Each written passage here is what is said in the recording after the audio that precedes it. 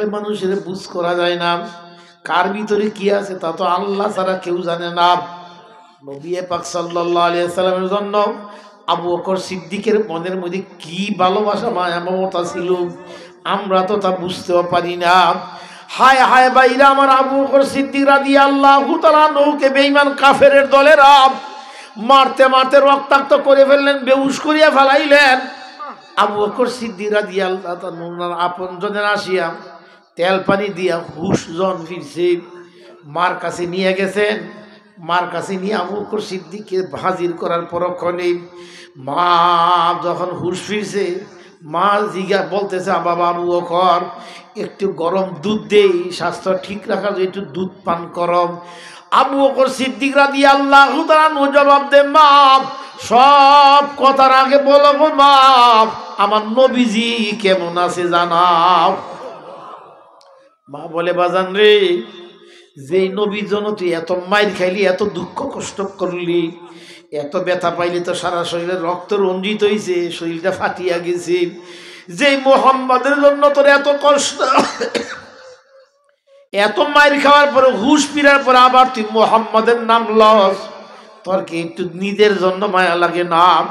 বলে, মাগো আমার মতো হাজার হাজার আবু বকর যদি দুনিয়াতে আসে আর যায় তাতে বা কি হয়? আমার নবীজির মতো একজন দুনিয়াতে আর হয় না। আউয়ালু মা খালাকাল্লাহু নূরি, আমার নবীজির মতো এমন প্রেমের ভালোবাসা জিনার কারণে আল্লাহ কুল্লু জগৎ বানাইলেন। মা ছেলের মনের কথা বুঝে নাই, মনের মধ্যে কি জ্বালা।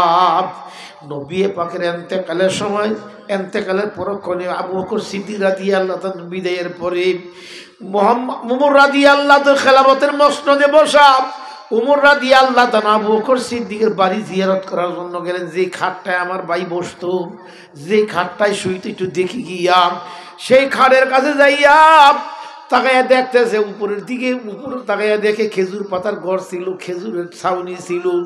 খেজুরের ছাউনির পাতার মধ্যে মাঝে মধ্যে পোড়া পোড়া দাগ দেখা যায়।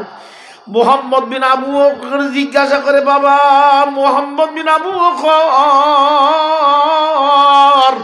তোমার এই ঘরের মধ্যে, তোমার এই জায়গার মধ্যে কোনোদিন কি আগুন লাগছিল নি?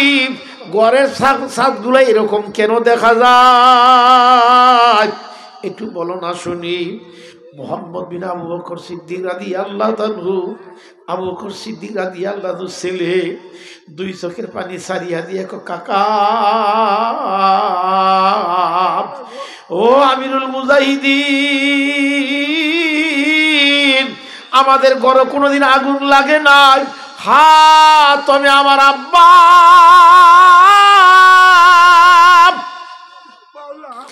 প্রাণের নবীকে হারাইয়া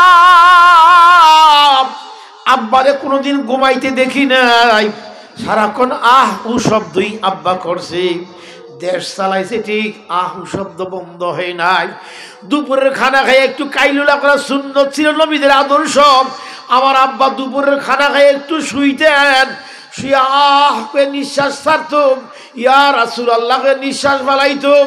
আমার আব্বার নিঃশ্বাসের মধ্যে দেখতাম কলিজা পোড়া গেরান বাইর হইত।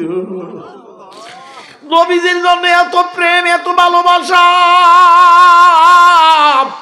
আর তো যেন হয় না। আমার আব্বার নিঃশ্বাসের মধ্যে এই পোড়া পোড়া দাগগুলো দেখা যায়।